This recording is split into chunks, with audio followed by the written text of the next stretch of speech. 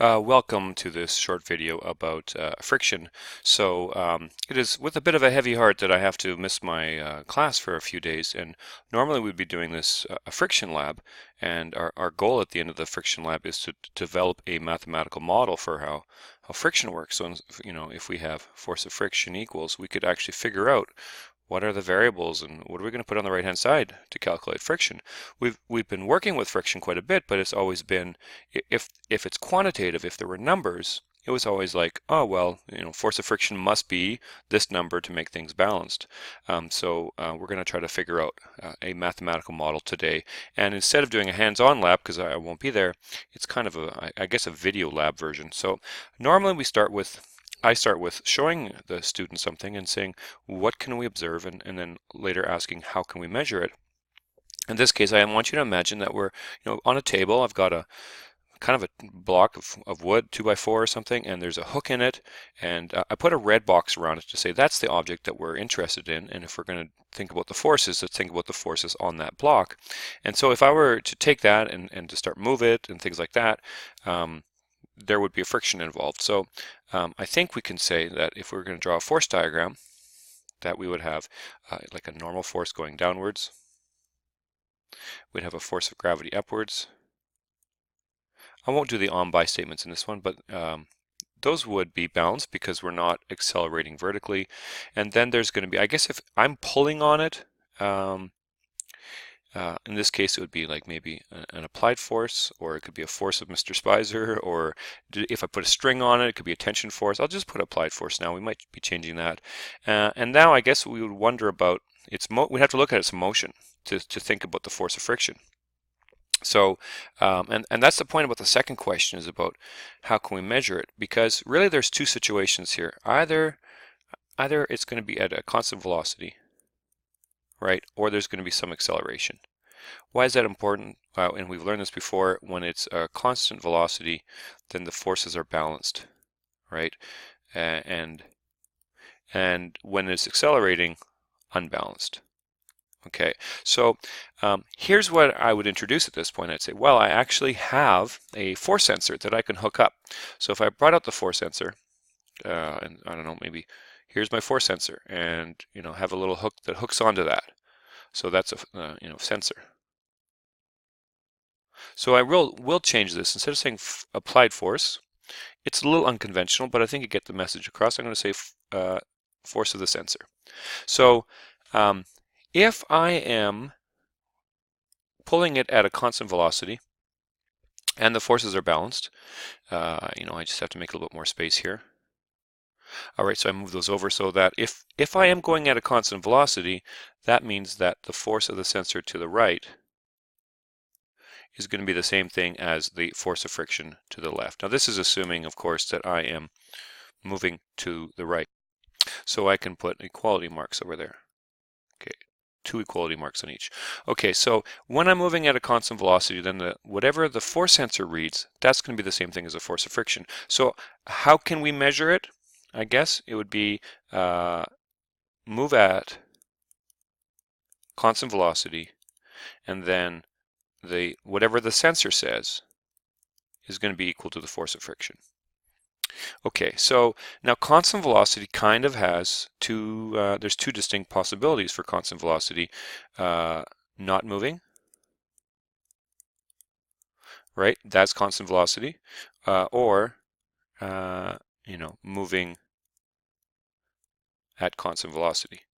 So the next part in sort of this demo would be, if I have the block of wood, I'll kind of redraw it again real quick. If I have this block of wood, and if I pull on it with a tiny little force, it's not going to start moving yet, right? And you might think, oh, if you're pulling it, it should move. But I don't know, like imagine that this is a car outside and I tie a little string to it, I'm pulling on it. Clearly I'm pulling it to the right, it's not moving, so there would still be the force of the sensor this way. There'd still be the force of friction, and they would still be tied when it's not moving. And so imagine that I'm doing this, and I'm slowly increasing the amount of force until, boom, it starts moving, okay? And once it starts moving, I'll try to move at a constant velocity. Okay, so this is like sort of like the video. It's so much better for this in real life. So on my screen then I can actually put the results of the force sensor, and I'll try to make one here. Okay, so this is the kind of result that I get, and let's just interpret this for a second. So this is the force on from the force sensor, so it's going to be the same thing as the force of friction from 1 second up to 5 seconds. So for this period of time over here, this is where it's not moving. Okay, so not moving. And we mentioned in class before that when we're talking about friction, there is an extra, we can talk about force of friction that is static, okay, and a force of friction which is moving, and we call that kinetic. So, pardon me, so for that entire 5 seconds, where I'm pulling harder and harder and harder and harder, you see that the force of friction here, something that we know is that this one, like, it could be a whole bunch of different values. I don't know, let's give a number here. Let's say that this was 10 newtons. Oops. 10 newtons, and that this one over here afterwards was 8 newtons. Okay, so in this case, the Fs static was anywhere between 0 up to 8 newtons. It kind of varied a lot. So if once we develop a formula for that, we can say, I guess the force of friction is going to be less than or equal to some max, right? In this case, it was less than or equal to 8 newtons. We'll figure out what different things will change that maximum. But it's a little bit different than kinetic. For kinetic friction, and if I would have just kept on, pulling this at a constant velocity, kinetic friction doesn't have a maximum, it just has a number. So in this case, I would say force of, in our case right here, I would say, oh, and I'm sorry, I made a mistake. The static friction actually maxed out at 10, didn't it? It got higher. So this should be a 10. And that should be a 10, and I think that's important to notice. Here, I'll rewrite that, 10 newtons. Okay, so it went up and up and up and up, and then went all the way up to 10, and then once it starts moving, actually, the friction force decreased a little bit. So in this case, in our case right now, we got up to 8 newtons. So that's how we would measure it. We would take it on the force sensor, and we would start pulling it, and the first thing that we notice is that, and this is kind of cool, that you can have static friction and a kinetic friction. Static is not moving. Static can anywhere between 0 and some maximum, and that maximum is usually higher than once it starts moving, and then it's going to be some type of a kinetic friction. Okay, so in this part in the class, I would start asking, so what are the different things that might increase or decrease force of friction? Okay, so in other words, if force of friction is equal to my dependent variable, what are the different independent variables that might have an effect, right? What's going to have an effect on force of friction? How could we make the force of friction greater or the force of friction less? And now this is the part in the class where we'd ask, the students to volunteer things.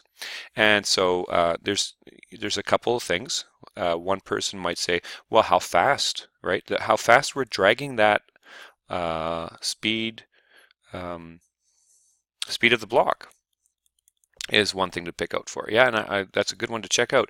Another one might be like, well, and I actually do have a number of blocks in class where this surface is different. Right, so I've got one that's just nice rough wood. I've got one that's sanded. I've got one that's actually sandpaper on the bottom. And it's not too surprising to think, well, if you change the nature of the surface, maybe that's going to change friction. So that'd be another one. It would be, the type of surface.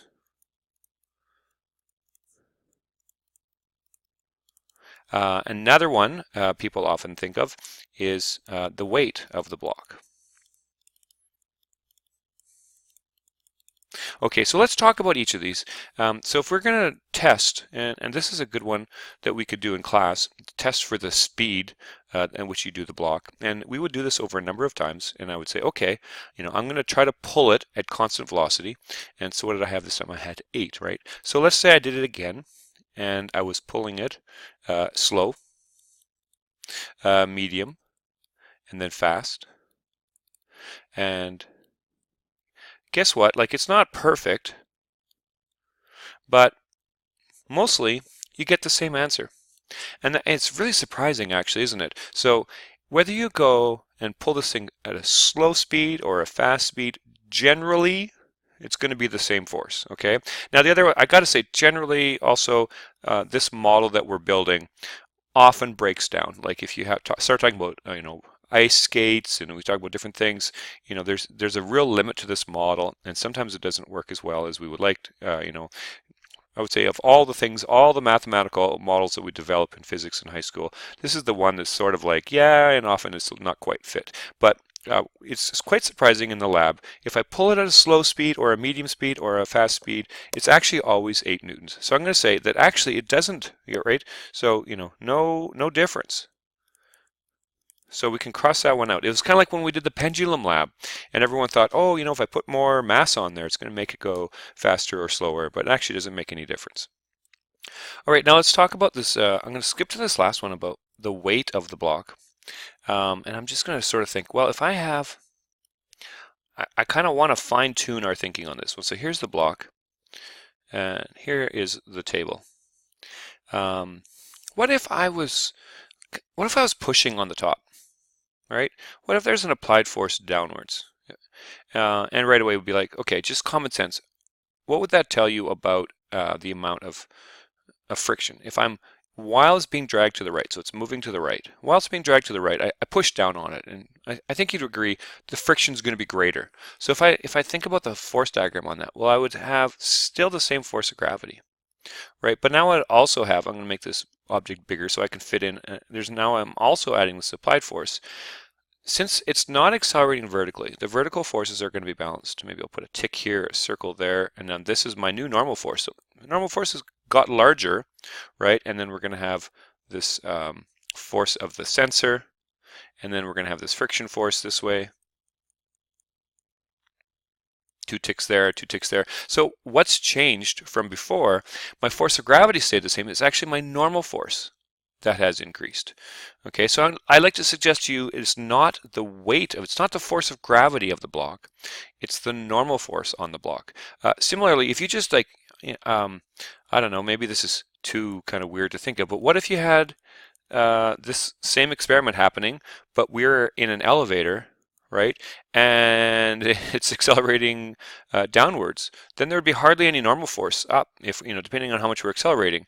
It would feel lighter. It would actually be pushing on the bottom of that elevator floor less, and the friction would decrease. Okay, if you take your 2 hands and the harder you push them towards each other as you rub them back and forth, the more friction you're going to get. You haven't changed the force of gravity or the mass of your hands, but you have changed the normal force. So really the only thing I'd like to change about this, where it says the weight of the block, is I'm going to say, well, it's actually the normal force.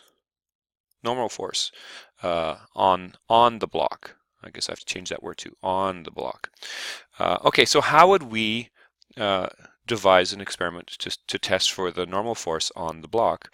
Well, it's actually not too hard, I think. Is that we could have our normal block of wood, and then put our tray of masses in there and decide which extra masses we're going to put in there. So here's our extra masses, and then we can calculate what the normal force is on each time. So again, we would take a table of values and you say, okay, what's the normal force in each case? And you could calculate the normal force, because it would be, if you take that entire mass and the friction force as measured by the sensor. So I don't know, let's say that the cart was 1 kilogram. Right, and on top over here you've got, say, 1.5 kilograms of masses. Then you can say, oh, okay, this combined, there's going to be a I guess if we draw the diagram, 1.5 kilogram mass that's resting on top is going to be pushing down at 1.5. We'll just use times 10, will be 15 newtons. So we're going to have this applied force of 15 newtons. We're going to have a force of gravity of 10 newtons because of that 1 kilogram. So we're going to have a normal force of 25 newtons. So we put 25 newtons over here, and we measure how much the force of friction is. Change this and kind of do those calculations over again until we get a whole bunch of numbers here. And then we'd say, okay, let's graph it. And this is where you guys would probably go to Logger Pro. or if you're using different graphing software, that's fine. The one that we're changing here is the normal force. So the independent variable is the normal force. So we put normal force over here, and we put the force of friction over here, and we would get, well, if you had a zero normal force, I guess you'd have zero friction, but you probably didn't actually measure one like that. And your data is not going to be perfect, but it will make a straight line right away. And then you're going to get some type of a mathematical model of this. We're going to get FF is going to be equal to some slope. Now let's think, let's say that the slope was, I don't know, 0.4. What would be the units of that slope? So, the rise over the run, the force of friction is in newtons and the normal force is newtons. So you would actually get newtons over newtons. That's your slope multiplied by the normal force. Okay, so that's one set of information, and since we usually have about 5 groups, I would give different groups the different surfaces, right? And I don't think it's going to be too surprising that if, let's say that this was smooth wood on counter. Say that was group 1. Okay, maybe group 2 would have done sandpaper on counter.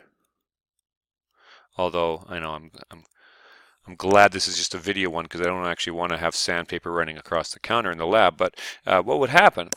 Well, for the same amount of normal force, so if I go over here, put normal force, you're going to have more friction. So here was like, if I just think about the scale on here, if I go one, if I jump this even higher, so if I make this very steep here, right?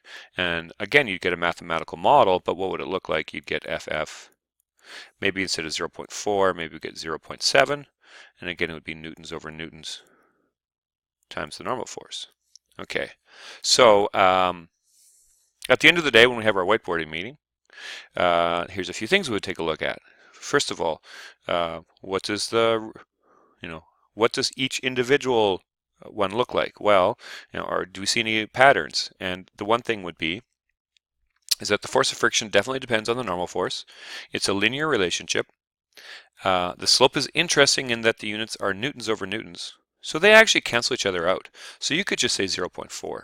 So when we say something that is, in math, if we have something that multiplies, in this case like this number 0.4, and there's no units, we just call that a coefficient.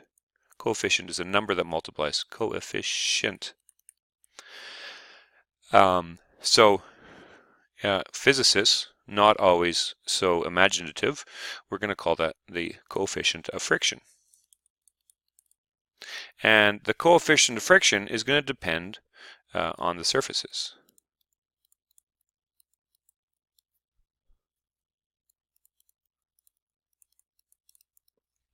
Oh, and actually, some years, when I was thinking, I'm just going to back up a little bit. Some years people, when we think about what are the different things that could have an effect on this, is like if I have a block, let's say if it's a piece of 2x4 or something, if I have a block and, not all the dimensions are the same.